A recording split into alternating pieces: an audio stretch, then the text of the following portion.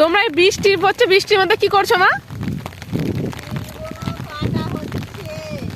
তা বলে জলে ভিজে ভিজে তিল কাটতে হবে?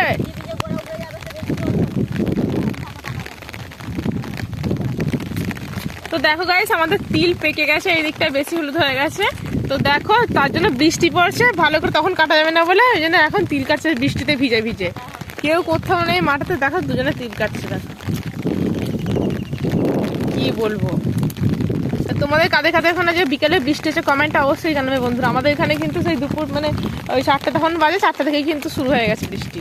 হালকা পড়ছে, জোরে পড়েনি, মেঘ ধরেছে প্রচন্ড, কিন্তু হালকা পড়ছে।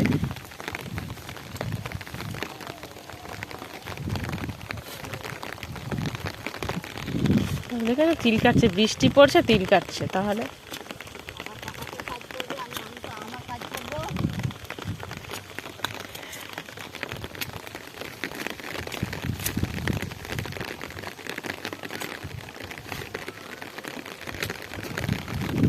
আমি যখন ছাতা মাথায় যাই থেকে তোমরা তিল কাটো তাহলে।